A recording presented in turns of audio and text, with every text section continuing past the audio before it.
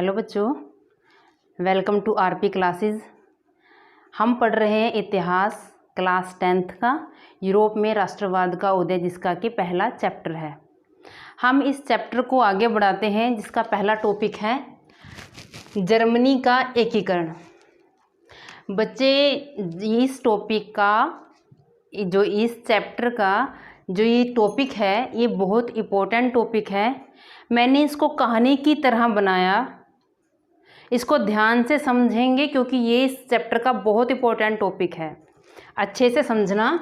हम पढ़ेंगे जर्मनी का एकीकरण। सबसे पहले हम एकीकरण के बारे में ही जानेंगे। एकीकरण है क्या? एकीकरण का मतलब एक करना। उस समय जो जर्मनी था वो अनेक भागों में बंटा हुआ था, उन सबको एक करना। अब एक करने का मतलब ये नहीं कि जैसे ये जर्मनी के अनेक पार्ट हैं कि इनकी जनता एक जगह इकट्ठी हो जाए। एकीकरण का ये मतलब नहीं है।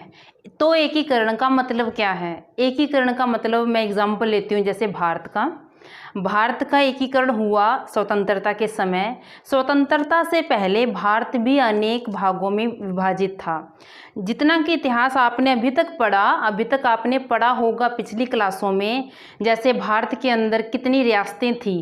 रियासतों में आपने पढ़ा, जैसे बंगाल के बारे में पढ़ा, जम्मू कश्मीर के बारे में पढ़ा, हैदराबाद के बारे में भी सुना होगा, जूनागढ़ के बारे में सुना, ग्वालियर के बारे में, झांसी के बारे में, पंजाब एक राज्य था अलग से। यानी इस प्रकार से भारत में भी छोटी छोटी अनेक रियासतें थी। इन सब रियासतों को, छोटी छोटी रियासतों को सबको इकट्ठा कर लिया गया और भारत को एक संघ का नाम दे दिया गया। क्या दे दिया गया? भारत को एक संघ का नाम दे दिया गया। यानी अब पूरा भारत एक देश है और एक, जो कि हम सब एक संविधान के अंडर आते हैं। हम पूरे भारत का एक संविधान है। हम सब एक कानून, पूरे भारत में एक कानून चलता है, सब एक कानून के अंडर आते हैं। जो रूल लागू होते हैं वो पूरे भारत में लागू होते हैं। ये है एकीकरण। उसी प्रकार जर्मनी का भी एकीकरण किया गया। जर्मनी का एकीकरण कैसे किया गया? 1815 से पहले जो नेपोलियन था, नेपोलियन ने जर्मनी पर आक्रमण किए। नेपोलियन के जर्मनी पर आक्रमण होने से जर्मनी अनेक भागों में बट गया। 39 राज्य, जर्मनी कितने राज्यों में बट गया? 39 राज्यों में बट गया। 39 राज्य, जैसे कि अभी यहाँ पर एक मैं चित्र दिखाती हूँ। ये चित्र देख रहे हैं आप, ये जर्मनी का चित्र है जब जर्मनी का एकीकरण हुआ, उस समय से पहले का। इस चित्र में आप देख रहे हैं कि जर्मनी अनेक भागों में बंटा हुआ है। जैसे आप उधर सबसे बड़ा जो राज्य दिख रहा है वो प्रसा का है। प्रसा और इसके अलावा जर्मनी अनेक भागों में बंटा हुआ है। जर्मनी 39 राज्यों में बंट गया था। 39 राज्यों में क्या था? सबका अपना अपना संविधान था, सबका अपना अपना अलग राजा था, अपना अलग झंडा था। यानी कोई भी पूरे जर्मनी की एक सामूहिक पहचान नहीं थी। पूरा जर्मनी एक नहीं था। पूरे जर्मनी को एक करने के लिए अनेक क्रांतियां हुई। मध्य वर्ग की क्रांति हुई, जो आपका कृषक वर्ग है उसकी क्रांति हुई, निम्न वर्ग, मजदूर वर्ग, सबने अनेक क्रांतियां की, लेकिन सभी क्रांतियां असफल रही। ऐसी ही एक क्रांति 1848 में होती है जो मध्य वर्ग ने की। मध्य वर्ग ने यह क्रांति की। मध्य वर्ग ने किस चीज़ की मांग की? कि हम सबका एक संविधान होना चाहिए, एक हमारा राष्ट्र होना चाहिए, हम सब एक संविधान के अंदर, एक राष्ट्र के अंदर एक हमारा शासक होना चाहिए। यह मध्य वर्ग की क्रांति थी। इस वजह से मध्य वर्ग ने क्रांति की। इसकी वजह से तो जर्मनी के फ्रैंकफर्ट नामक स्थान पर 18 मई 1848 को एक बैठक होती है। कहाँ पर? फ्रैंकफर्ट में। यहाँ पर 831 निर्वाचित प्रतिनिधियों ने भाग लिया, जिसे सर्व जर्मन नेशनल असेंबली कहा जाता है। इस असेंबली में क्या था कि वहाँ पर एक ऐसा राजा चुनना था जो संविधान के अंडर कार्य करे, जो इन प्रतिनिधियों की सलाह से कार्य करे। वो राजा कौन था? प्रसा का राजा। लेकिन प्रसा के राजा ने मानने से मना कर दिया, राजा बनने से मना कर दिया, तो ये भी असफल होगी। यानी जर्मनी का एकीकरण 1848 की क्रांति से भी ना हो सका। फिर एकीकरण का दौर कब चलता है? जर्मनी के एकीकरण का दौर 1861 से 1871 तक चलता है। किसके अंडर चलता है? प्रसा के अंडर चलता है। प्रसा का उस समय राजा था विलियम प्रथम। कौन राजा था प्रसा का? विलियम प्रथम। विलियम प्रथम ने क्या किया? ऑटो वॉन बिस्मार्क को पूरे जर्मनी का चांसलर बना दिया, क्योंकि वो राजा था, प्रसा का था, लेकिन प्रसा जर्मनी का एकीकरण करना चाहता था और वो प्रसा के अंडर में एकीकरण करना चाहता था। तो प्रसा के राजा ने जो था ये बिस्मार्क, इसको पूरे जर्मनी का चांसलर बना दिया। चांसलर बनाने के बाद पहले तो हम बिस्मार्क के बारे में पढ़ेंगे। बिस्मार्क था कौन? बिस्मार्क एक सैनिक था। उसको क्या पसंद थी? सेना पसंद और युद्ध प्रेमी मानते हैं हम इसको। वो लो एवं रक्त की नीति को मानता था। उसको भाषण से, बातचीत से, शांति से उसका कोई वास्ता नहीं था। उसने जब ये यहाँ का चांसलर बनाया गया 1862 में जर्मनी का, तो सबसे पहला कार्य क्या किया? अपनी सेना को मजबूत किया। शक्तिशाली सेना होगी तो क्योंकि सेना के बल पर जर्मनी का एकीकरण हुआ, युद्धों के बल पर जर्मनी का एकीकरण हुआ।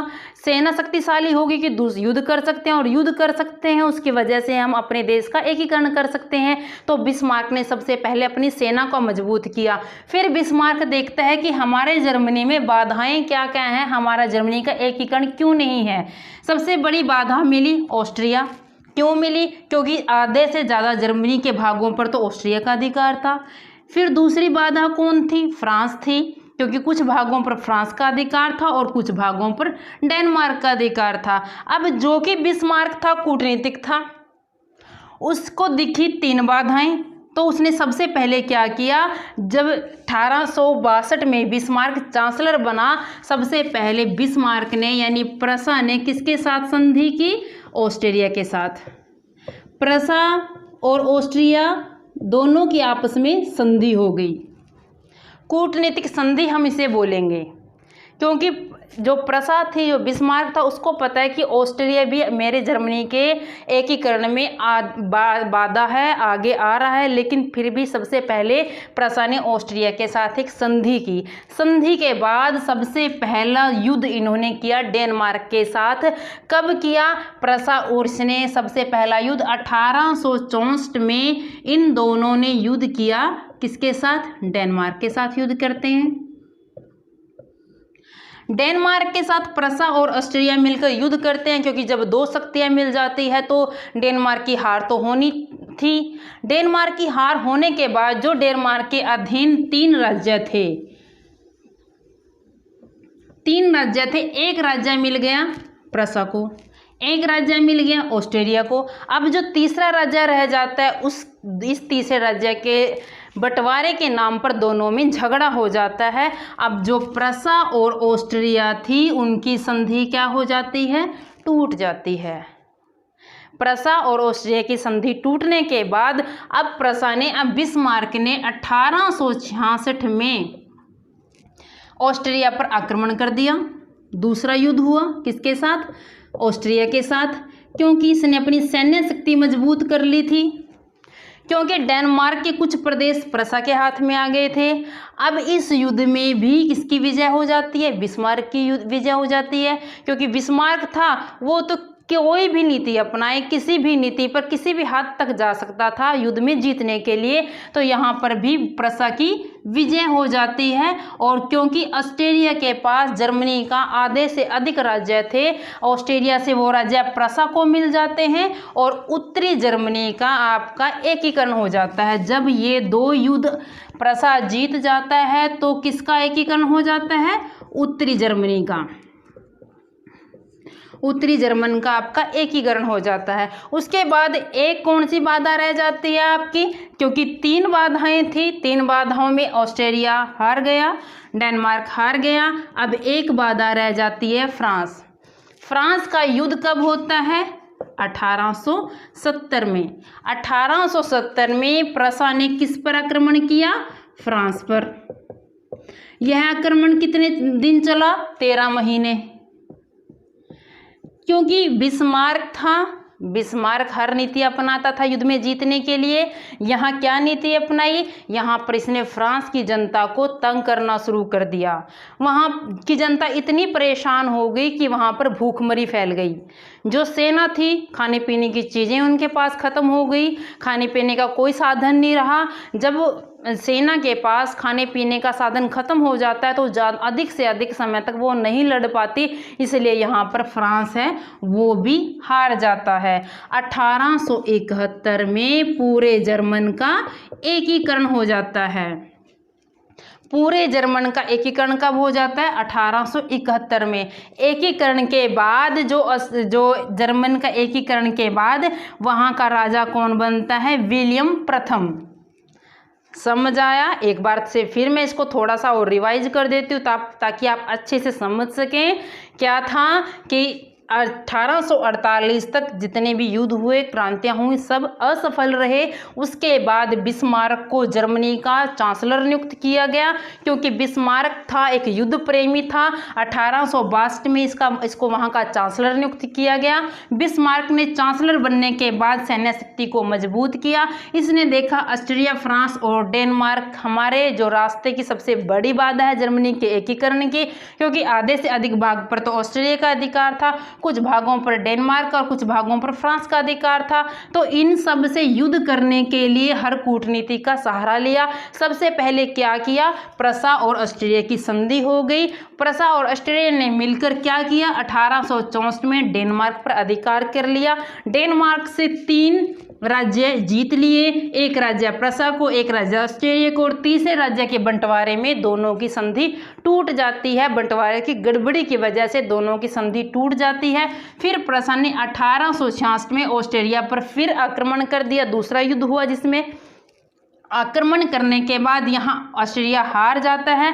अब क्योंकि आधे से अधिक भाग पर जर्मनी के ऑस्ट्रिया का ही हाथ था, ऑस्ट्रिया का ही नियंत्रण था, ऑस्ट्रिया के हाथ से जर्मनी छूट जाता है और उत्तरी जर्मनी का एकीकरण आपका हो जाता है। उसके बाद एक बाधा रह जाती थी फ्रांस। अब क्या किया? प्रसा ने 1870 में फ्रांस पर आक्रमण किया। फ्रांस का युद्ध 13 महीने चला, जो कि कूटनीतिक युद्ध था। जनता को खाने पीने की वस्तुएं नहीं मिली तो फ्रांस भी इस युद्ध में हार जाता है और 1871 में पूरे जर्मन का एकीकरण हो जाता है।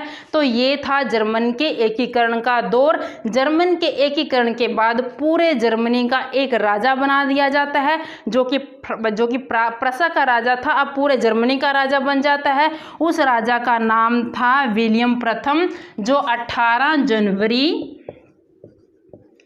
1871 को पूरे जर्मनी का राजा बन जाता है। ये था जर्मनी का एकीकरण। अगली वीडियो में हम पढ़ेंगे इटली का एकीकरण।